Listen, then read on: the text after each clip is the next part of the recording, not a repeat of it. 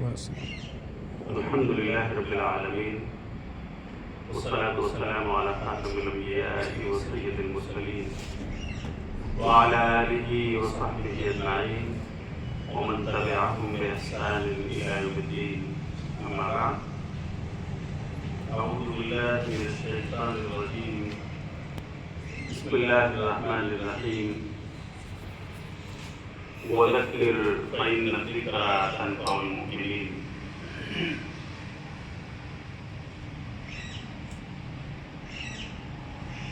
قابل قدر فضل گرامی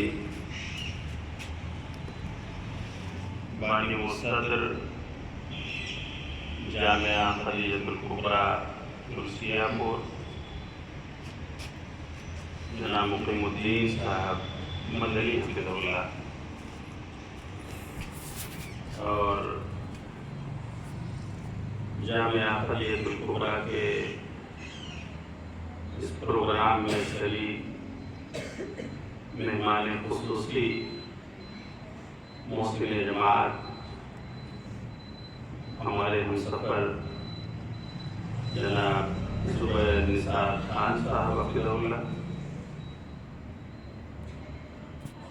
تمام قابل اکرام و توقیر جامعہ خدیجۃ الکبریٰ کی معلمات، مدرسات اور قابل احترام اساتذہ و معلمین،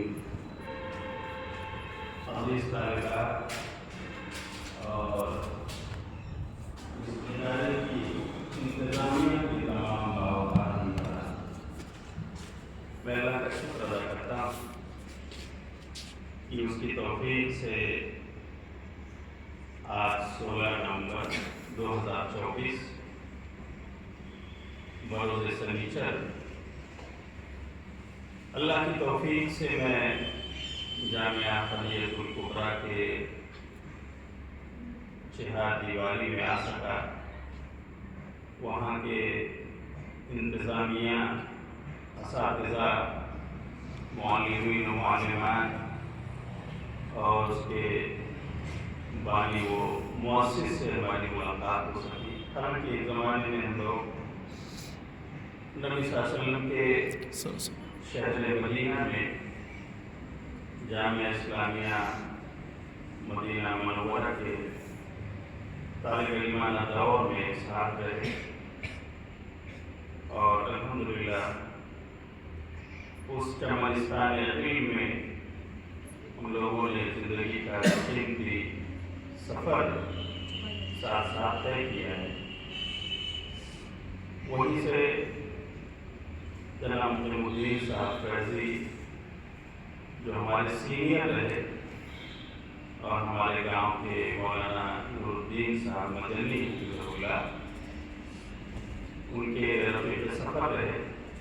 الحمدللہ وہیں سے اپنا تعارف ہے.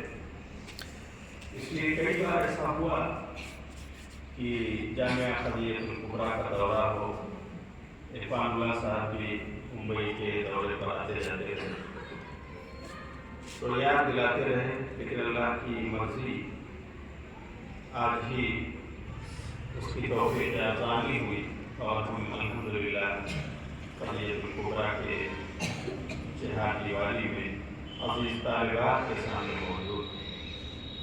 بڑی خوشی کی بات ہے کہ مقیم الدین مدنی صاحب حفظہ اللہ نے ایک ایسے علاقے میں اس مرکز توحید کی تابع ڈالی ہے جہاں ہر چہار جانب سے الحمدللہ اس چمن میں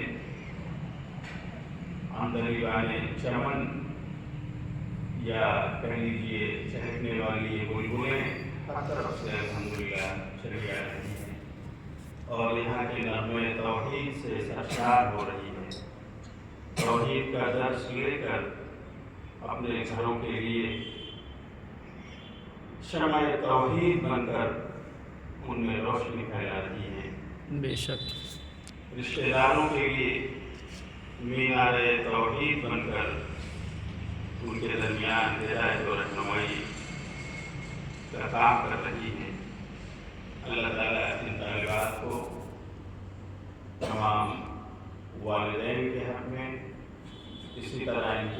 معلمین، اساتذہ اور معلمات کے حق میں بلکہ پوری انتظامیہ کے حق میں اللہ تعالیٰ انہیں سب سے جاریہ بنائے۔ عزیز طالبات، آپ اس جامعہ میں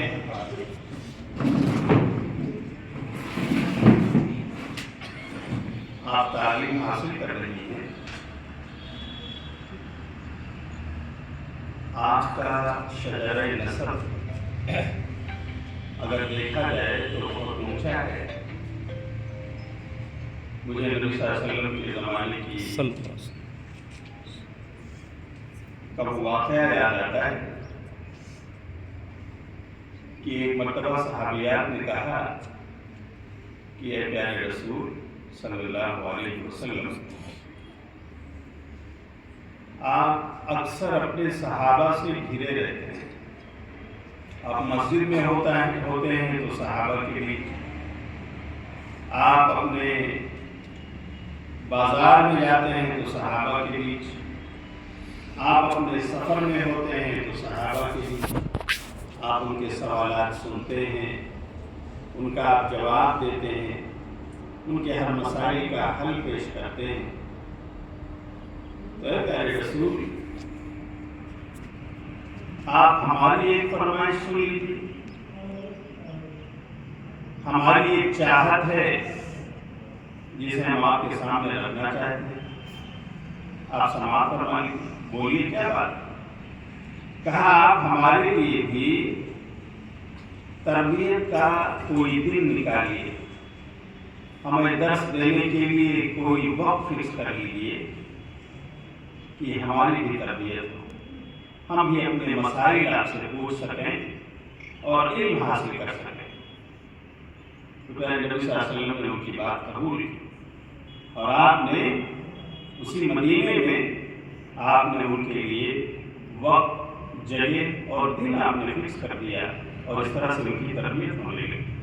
اگر میں کہوں کہ وہی مدرسۃ النبوہ ہے جہاں سے اما عائشہ رضی اللہ تعالیٰ عنہا فارغ ہوئی، جو فقیہۃ الاسلام ہے، جن کے ذریعہ سے ہم امتیوں تک کتنی احادیث رسول پہنچی۔ وہیں کی فارغہ حضرت صفیہ ہیں، وہیں کی فارغہ اما حفصہ ہیں، اور تمام صحابہ و صحابیات ہیں، حضرت فاطمہ الزہرا ہیں۔ آپ دیکھیں کہ کس طرح سے انہوں نے نبی صلی اللہ علیہ وسلم کی باتوں کو سنا، اس پر عمل کیا اور امتیوں تک اسے پہنچایا ہے۔ اما عائشہ رضی اللہ تعالیٰ عنہا نے تو پیارے نبی صلی اللہ علیہ وسلم کے ساتھ جو مختصر لمحہ انہوں نے گزارا، انہوں نے ایک بار اپنے بیڈ روم کی سنتیں نبی صلی اللہ علیہ وسلم کی کیا تھی، اما عائشہ نے بتایا۔ آپ صلی اللہ علیہ وسلم باتھ روم میں غسل کیسے کیا کرتے تھے، آپ کی سنت کیا ہے، اما عائشہ نے ہم تک پہنچایا۔ آپ دیکھیں تو عزیز طالبات، اس طرح سے نبی صلی اللہ علیہ وسلم کے اس قائم کردہ کلاس اور مدرسے سے یہ صحابیات فارغ ہوئے اور آج ان کا نام لیتے ہیں اور بڑے ہی احترام کے ساتھ ہم انہیں یاد کرتے ہیں کہ کس طرح سے آپ صلی اللہ علیہ وسلم کے فرمودات، آپ کی احادیث مبارکہ انہوں نے ہم تک پہنچایا، جسے ہم پڑھتے ہیں اور اپنی زندگی میں اسے برتنے کی کوشش کرتے ہیں۔ تو یہ تمام مدرسے، یہ تمام جامعات، یہ تمام اسلامک ایجوکیشنل انسٹیٹیوٹس، یہ تمام اگر آپ دیکھیں تو ان کا شجرہ نسب نبی صلی اللہ علیہ وسلم کے اسی مدینہ الرسول سے جڑتا ہے، جہاں نبی صلی اللہ علیہ وسلم نے خواتین کے لیے درس کا اہتمام کیا۔ آپ اپنی عظمت کو سمجھیں، آپ اپنے مقام کو سمجھیں، آپ طالبات ہیں، آپ معلمات ہیں۔ اگر میں یہ کہوں کہ آپ عام انسانوں اور عام خواتین کی طرح نہیں، اللہ نے قرآن میں ایک جگہ فرمایا، یا نساء النبی لستن کاحد من النساء، اے نبی کی عورتوں، تم عام عورتوں کی طرح، مومنوں کی عام خواتین کی طرح نہیں ہو، تمہارا مقام اونچا ہے۔ اب اگر میں کہوں کہ طالبات اور معلمات آپ اگر اسلامی تعلیم حاصل کر رہی ہو تو آپ کا مقام اونچا ہے. آپ وہ علم حاصل کر رہی ہو جس علم کی وجہ سے اللہ رب العالمین نے فرشتوں سے کہا کہ آدم جو خاکی ہیں، مٹی سے بنے ہیں، انہیں سجدہ کرو. جس طالبات آپ جانتے ہیں سورہ بقرہ آیت نمبر 20 سے آگے 34 تک پڑھیے تو اللہ تعالیٰ نے وہ واقعہ ذکر فرمایا ہے. اس طرح اللہ تعالیٰ نے آدم کو علم دے دیا اور وہ فرشتے جو کہتے تھے کہ اے اللہ کیا ہم تیری عبادت کے لیے کافی نہیں، کیا تیری حمد و ثنا کے لیے کافی نہیں، کیا تیری تحمید و تقدیس کے لیے ہم کافی نہیں ہیں. اللہ تعالیٰ نے آدم کو بنایا اور کہا جو میں جانتا ہوں وہ تم نہیں جانتے. پھر اللہ تعالیٰ نے کہا کہ ٹھیک ہے فرشتوں آؤ ذرا ان چیزوں کے نام بتا. تو انہوں نے کہا سبحانک لا علم لنا الا ما علمتنا انک انت العلیم الحکیم. اللہ تیری ذات پاک ہے، ہم تو صرف وہی جانتے ہیں جو تم نے ہمیں بتایا، اس سے زیادہ کچھ نہیں. تو اللہ تعالیٰ نے کہا تھا اے فرشتوں سنو، اے آدم اب انہیں ان کے نام آپ فر بتا دو. تو آدم علیہ السلام نے ان تمام چیزوں کے نام فرشتوں کے سامنے رکھ دیے. فرشتوں پر جب یہ بات ہو گیا کہ آدم علم والے یعنی وہ مقام والے وہ مرتبہ والے ہیں، ہم سے زیادہ علم رکھتے ہیں، تب اللہ رب العالمین نے کہا ہے اے فرشتوں آدم کے سامنے جھک جاؤ. تو عزیز طالبات بتاؤ کیا آدم کو فرشتوں نے سجدہ کیا یا نہیں؟ بولو کیا نا؟ اس علم کی بنیاد جو اللہ نے ان کو سکھایا، یہی علم ہے جس کی وجہ سے حضرت یوسف علیہ السلام کو جیل کی سلاخیں جہاں وہ موجود تھے، جہاں الزام کی پاداش میں انہیں رکھا گیا تھا، یہ علم جو اللہ نے ان کو سکھلایا اس کی وجہ سے وہ جیل سے باہر آئے. اور ایک وقت آیا کہ اللہ رب العالمین نے مصر کے سرزمین پر انہیں وزیر بنا دیا. کون سا وزیر؟ جی طالبات بتائیے کون سا وزیر؟ وزیر رب اجعلنی علی خزائن الارض انی حفیظ علیم. انہوں نے دعا مانگی کہ اے میرے رب مجھے زمین کے خزانوں کا مالک بنا دے، مجھے خزانچی بنا دے. وزیر خزانہ بن گئے. الحمدللہ اللہ رب العالمین نے مقام ان کو عطا فرمایا. تو عزیز طالبات آپ اس علم کے نور سے اپنے آپ کو منور کر رہی ہیں. وہ علم توحید آپ کے سینوں میں کہ اگر واقعی آپ نے اسے حاصل کر لیا تو آپ عام انسانوں کی طرح، عام خواتین کی طرح نہیں ہو. آپ کا ایک مقام ہے سماج اور سوسائٹی میں، آپ کا ایک مرتبہ ہے. اللہ تعالیٰ علم والوں کو بلندی عطا فرماتا ہے. قرآن میں خود وہ کہتا ہے یرفع اللہ الذین آمنوا منکم والذین اوتوا العلم درجات، کہ اللہ رب العالمین ایمان والوں کو مرتبہ عطا فرماتا ہے، اونچائی عطا فرماتا ہے، اقبال اور سربلندی عطا فرماتا ہے. اور اس کو والذین اوتوا العلم، اور جو لوگ علم والے ہیں ایمان کے ساتھ اگر علم ہو مزید بلندی اللہ تعالیٰ عطا فرماتا ہے. اس لیے آپ اپنے مقام کو سمجھیے اور اپنا عالمانہ اور داعیانہ کردار اپنے گھروں میں ادا کیجیے. اللہ کی قسم اگر یقین جو آپ لے کر جاتے، اگر آپ نے اس پر خود عمل کر لیا اور آپ اپنے گھر والوں کے لیے ایک عملی نمونہ بن گئے کہ آپ صبح کو اٹھیں تو آپ نے وضو بنا کر نمازیں پڑھ کر اپنی صبح کو مؤخر کر لیا. آپ کے ماں باپ، آپ کے گھر والے آپ سے سبق حاصل کریں. آپ کے اخلاق و کردار سے وہ اس دینی راہ پر چل پڑے. ہمارے گھر کی بیٹی اگر صبح فجر کی نماز وقت پر ادا کرتی، وہ اپنے وضو سے، اپنی نمازوں سے، اپنی تلاوت قرآن سے اپنے گھروں کو معطر کرتی ہے تو کیا ہمارا فریضہ نہیں؟ اس طرح سے ہم ایک اخلاق مند داعیہ بن سکتے ہیں.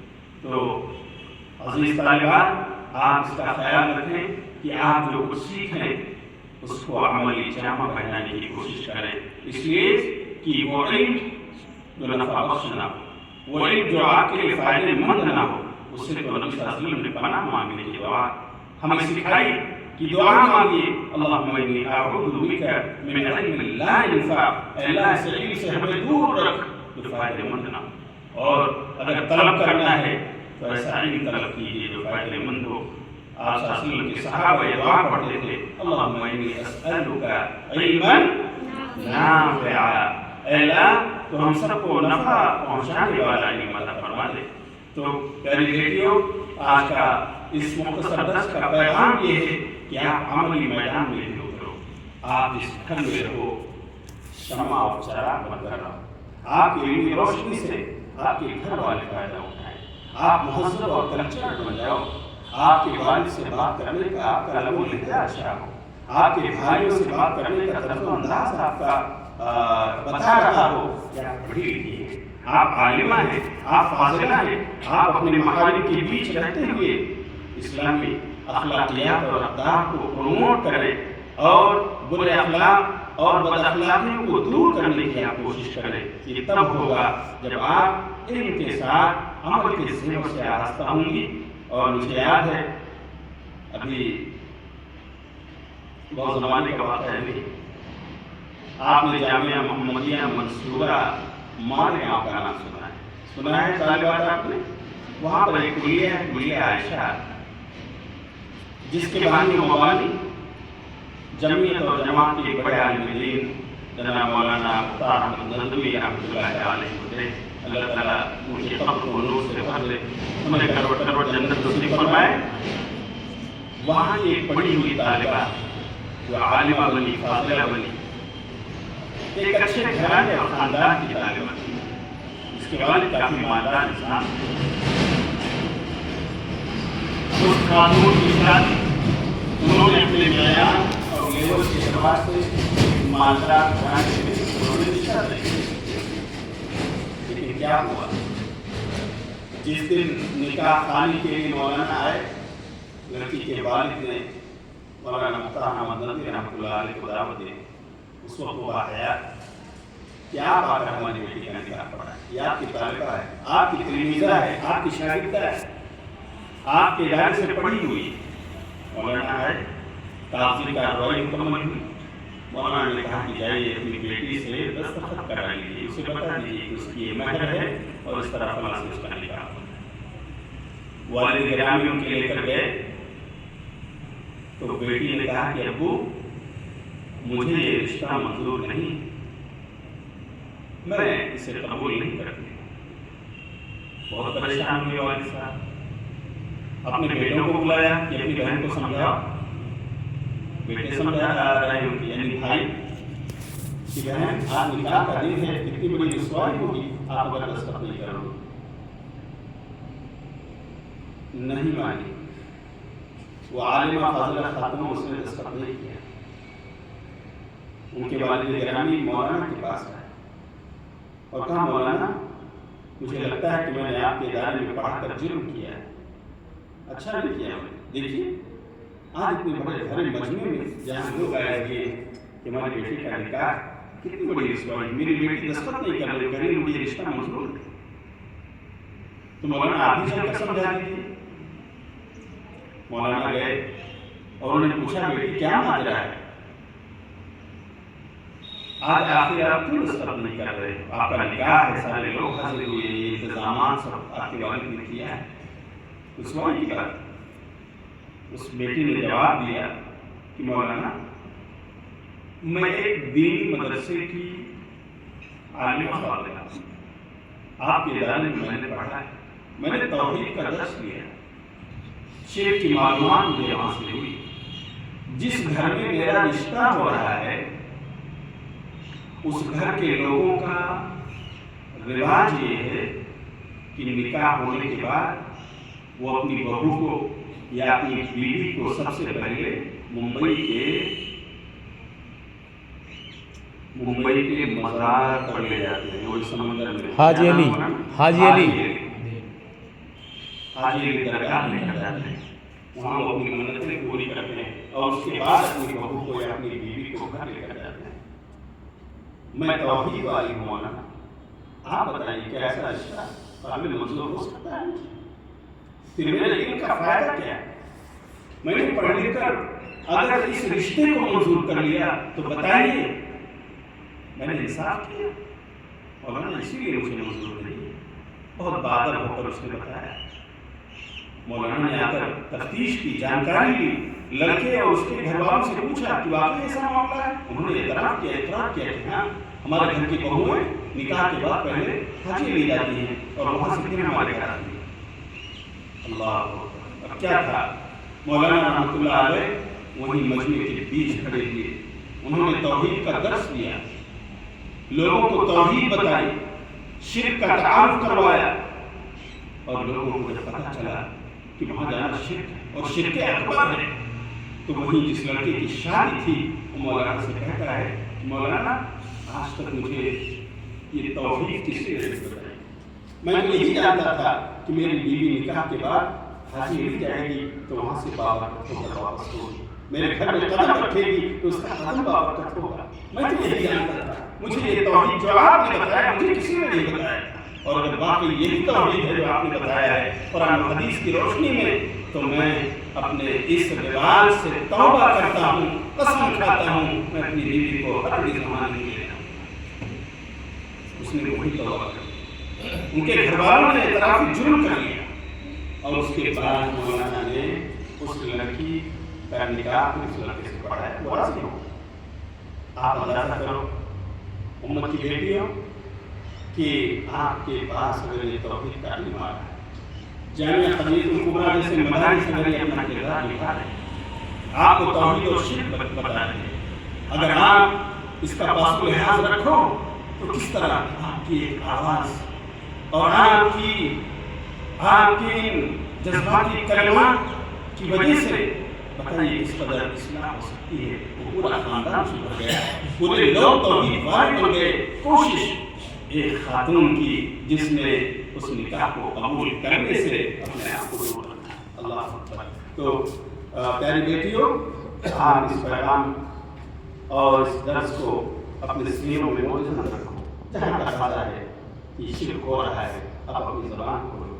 آپ سب کا کام یہ کہ اپنے دائرے میں رہ کر، اپنے گھر میں رہ کر، اپنے محارم کے بیچ میں رہ کر آپ توحید کا درس دینے والے بنیں، شرک سے لوگوں کو بچانے والے بنیں. بہت ممکن ہے آپ ایسے خاندان میں پیدا ہوئے ہوں جہاں مزاروں سے وابستگی ہے، جہاں مزاروں پر چادر چڑھائے جا رہے ہیں، جہاں ان کے نام کی گلدستے پیش کیے جا رہے ہیں، جہاں ان کے نام کی قربانیاں کی جا رہی ہیں، جہاں مزاروں درگاہوں پر ان کا طواف کیا جا رہا ہے. ایسے گھروں سے بھی آپ ہو سکتا ہے عالم ہوں اور تعلیم حاصل کر رہی ہے. اگر آپ نے علم توحید حاصل کر لیا ہے، آپ کی ذمہ داری بنتی ہے کہ آپ انہیں بڑے مہذب لہجے کے ساتھ انہیں درس توحید دیں، ان کو شرک بتائیں تاکہ اللہ کی وہ بندیاں بھی جو ان گھروں میں ہیں انہیں بھی جنت مل سکے، وہ بھی جہنم سے دور ہو سکیں اور اس طرح وہ جنت کی راہ پر چل سکیں. نبی صلی اللہ علیہ وسلم کی حدیث ہے من رأى منکم منکرا فلیغیرہ بیدہ فإن لم يستطع فبلسانہ فإن لم يستطع فبقلبہ وذلک اضعف الایمان. کہ تم میں سے جو بھی کوئی غیر اسلامی کام دیکھے، منکر کا مطلب کیا ہے؟ منکر کا مطلب کیا ہے؟ غیر اسلامی کام، پسندیدہ کام. اللہ رب العالمین کو جو پسند نہیں ہے وہ تمام کام غیر اسلامی منکر ہے. اللہ کہہ رہا ہے من رأى منکم منکرا، تم میں سے جو بھی مرد ہو یا عورت دیکھے کہ غلط کام ہو رہا ہے، اسے چاہیے کہ اپنے ہاتھ سے روکے اگر اسے طاقت، اور اگر اس کی طاقت نہیں ہے فبلسانہ، تو اپنی زبان سے بول کر کے روکے کہ میری ماں غلط، میری بہن غلط ہے جو آپ کر رہی ہو، چادر خرید کر چڑھانے کے لیے جا رہی ہے، غلط کر رہی ہے. یہ بکرا بکری آپ نے اگر اس لیے خریدا ہے کہ اس قبر والے کے نام پر ذبح کرو گی، یہ اللہ کی نگاہ میں شرک ہے. آپ اس سے دور رہو، اللہ معاف نہیں فرمائے گا. آپ سچ بتاؤ.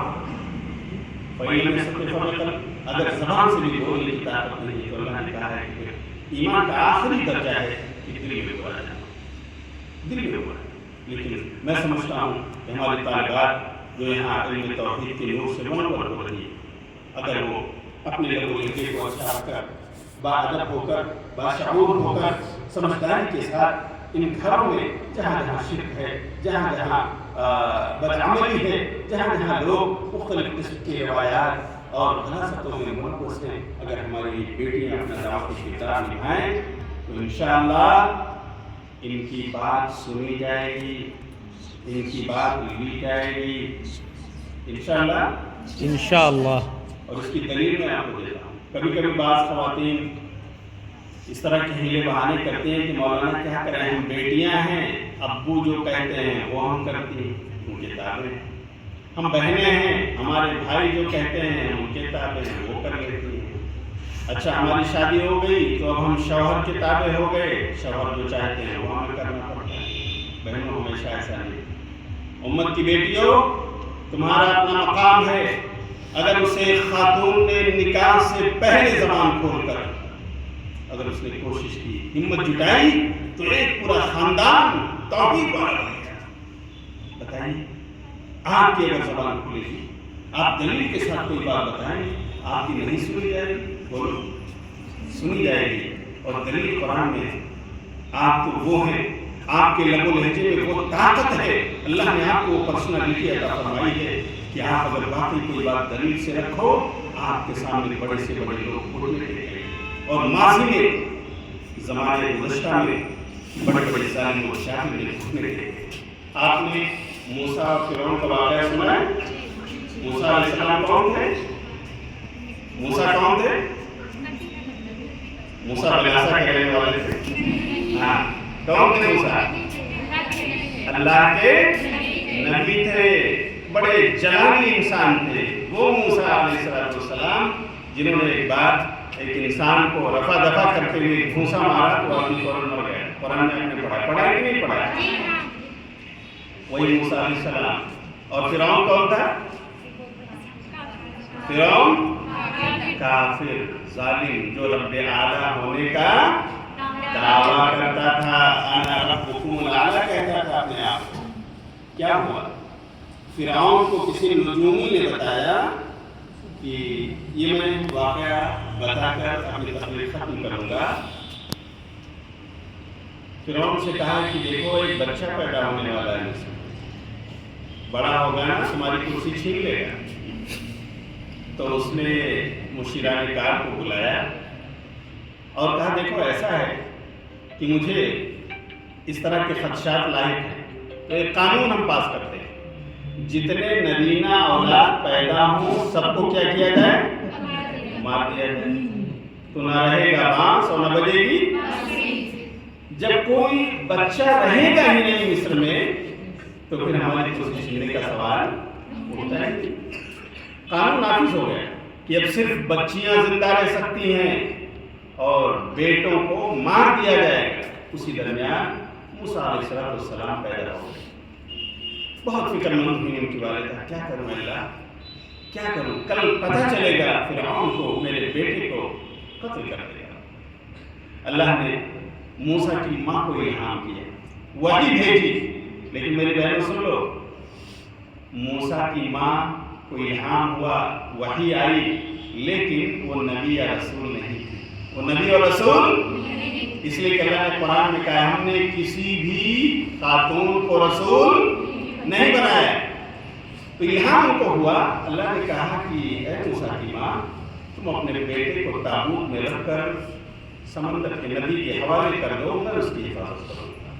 چنانچہ موسیٰ کی ماں نے بہت ہمت کی، ہمت جٹا کر جرأت کے ساتھ تابوت میں اپنے بیٹے کو رکھا اور اپنی بیٹی سے کہا لے جاؤ اسے ندی میں رکھ دو، لیکن دیکھتے رہنا، دور دور سے نگہبانی کرتے رہنا، کہاں جاتا ہے یہ تابوت، کون اس کو اٹھاتا ہے، کس کے قبضے میں آتا ہے۔ بہرحال موسیٰ علیہ السلام کی بہن اس تابوت کو لے کر جاتی ہیں، ندی میں ڈال دیتی ہیں اور دور سے دیکھتی رہتی ہے۔ کچھ لوگ وہاں نہا رہے ہوتے ہیں، یہ تابوت ان کے ہاتھ لگتا ہے، دیکھتے ہیں کھول کر تو اس میں بچہ ہے، خوبصورت سا بچہ ہے۔ کہتے ہیں کہ چلو اسے فرعون کے پاس لے چلتے ہیں۔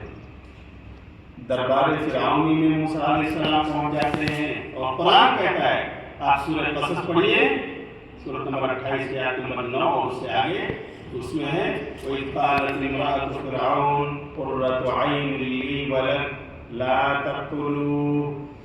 یہ کس کے الفاظ ہیں؟ اللہ بیان فرما رہا ہے، سبحان اللہ۔ وہیں پر قرآن کے اس ارشاد کے مطابق فرعون نے موسیٰ کو، اس بیٹے کو، بچے کو قتل کرنا چاہا، لیکن وہیں پر موسیٰ کے فرعون کے محل میں ایک خاتون تھی، جن کا نام کیا تھا بولو؟ آسیہ تھا۔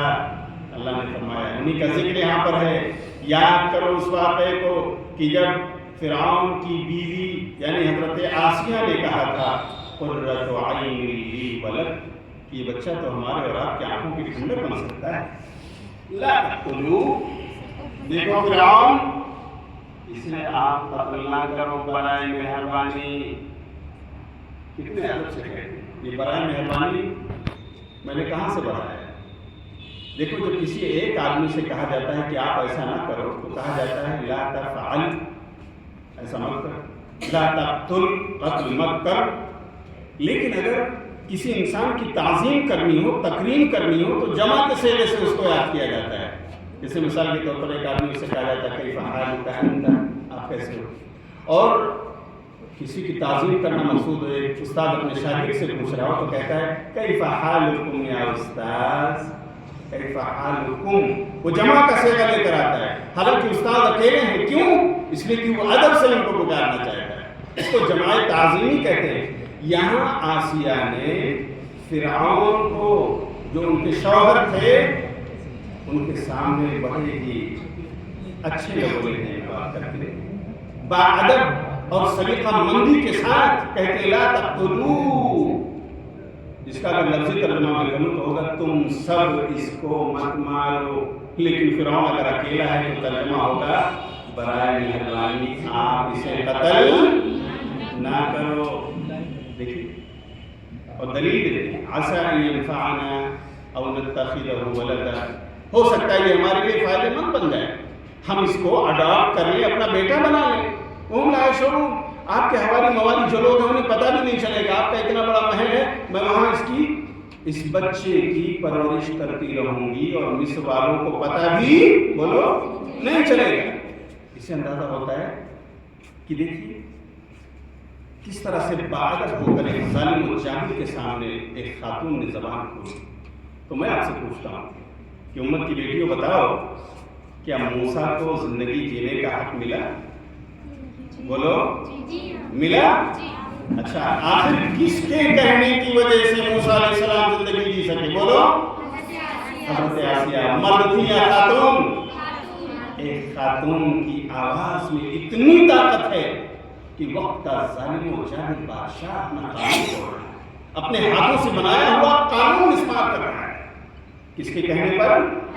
ایک خاتون کے کہنے پر۔ آپ کے لب و لہجے میں اگر ادب ہو، سلیقہ مندی ہو، شعور ہو، تہذیب ہو، کلچر ہو تو اللہ کی قسم بڑے پڑھنے آپ کے سامنے کھولنے کے ظالم اور جاہلوں نے اپنے قانون توڑے ہیں، اور اس طرح حضرت موسیٰ علیہ السلام جیسے نبی کو زندگی جینے کا حق دیا ہے۔ آپ کے اگر ابو سے بات کر رہی ہو ادب سے بات کر، ہو سکتا ہے ابو نماز نہ پڑھتے ہیں، آپ کو بتانا ہے کہ ابو نماز پڑھتا ہے تو ابا کا احترام ادب سے بولیے۔ حتیٰ کہ ماں باپ اگر کافر و مشرک بھی ہوں تو بھی اس دنیا میں کہا گیا ہے ان کے ساتھ کیسا برتاؤ کرو، وَصَاحِبْهُمَا فِي الدُّنْيَا مَعْرُوفًا، بھلے طریقے سے پیش آؤ، اچھے انداز میں ان کے ساتھ رہو، باادب اور باسلیقہ ہو کر کے ان کے ساتھ زندگی گزارو، ان کی ضرورتوں کا خیال رکھو۔ یہ مقام ہے ماں باپ کا، تو آپ بھی باادب ہو کر سلیقہ مند ہو کر اپنے والد سے بات کیجیے، اپنے بھائی سے جو نماز نہیں پڑھتے ان سے بات کیجیے۔ ہاں سگریٹ نوشی یا بیڑی تمباکو کھا رہے ہیں بہت سارے نوجوان آپ دیکھیں ہمارے اور آپ کے گھروں کے، اگر امت کی یہ بیٹیاں یہ بہنیں اگر ان کے سامنے یہ بات عرض کرتی ہیں کہ سگریٹ اس سے تو پھیپھڑے کا کینسر ہوتا ہے، اس سے تو دل کی بیماریاں ہوتی ہیں، اور اس سے یہ جو گٹکا آپ کھا رہے ہو اس سے منہ کا کینسر ہو رہا ہے، کتنے لوگ دیکھیے مر رہے ہیں، کتنے نوجوان اس بیماری میں مبتلا ہیں، باادب ہو کر کے آپ کی بات مانی جائے، آپ کی بات سنی جائے گی، بولو بہنوں سنی جائے گی یا نہیں؟ تو میں امید کرتا ہوں کہ آپ یہاں سے جو لے کر جائیں انشاءاللہ آپ خود اس پر سب سے پہلے کیا کریں گی؟ عمل کریں گی، اور پھر ایک باعمل خاتون بن کر، باعمل داعیہ بن کر، باعمل مبلغہ بن کر انشاءاللہ اپنے عمل، کردار اور اچھے اخلاق سے اپنے گھر والوں کے لیے روشنی کا مینار بنائیں گی، لوگ آپ سے فائدہ اٹھائیں گے اور راہ راست پر آئیں گے۔ اللہ تعالیٰ آپ کو اور ان تمام طالبات کو ان کے والدین کے حق میں سب جاریہ بنائیں۔ آمین یا رب۔ اللہ تعالیٰ آپ تمام کو آپ کی معلمات، مدرسات، استانیہ، ٹیچرز اور اسی طرح آپ کے معلمین و مدرسین کے اپنے آپ کو سب سے جائے بنائیں. بلکہ میں کہوں گا یہ تمام ذمہ داران، یہ انتظامیہ کے لوگ جو آپ کے لیے محنتیں کر رہے ہیں، جو آپ کے لیے کوششیں کر رہے ہیں، جو آپ کے لیے در در جا کر کے شہر شہر سفر کر کر کے آپ کے لیے بھیک مانگ کر کے لا رہے ہیں، معمولی بات نہیں. اللہ تعالیٰ ان سب کے حق میں آپ کو سب سے جائے آمین. اور تمام محسنین جو ایسے اداروں کا بیک اپ بنے ہوئے ہیں، جو ایسے اداروں کا قیام کرتے ہیں، اللہ تعالیٰ ان کے حق میں بھی آپ کو سب سے جائے بنائے. آمین. اور اللہ تعالیٰ آپ سب کو عالم باعمل، داعیہ اور مستقبل کی مبلغہ بن کر اس سماج میں دین اور دعوت کام کرنے کی توفیق عطا فرمائے. آمین. صدر اور بانی مدرسہ کے شکریہ کے ساتھ میں اجازت چاہوں گا، اس دعا کے ساتھ کہ اللہ تعالیٰ اس مرکز کو، اس جامعہ کو شاد و آباد رکھے اور اس قوم کو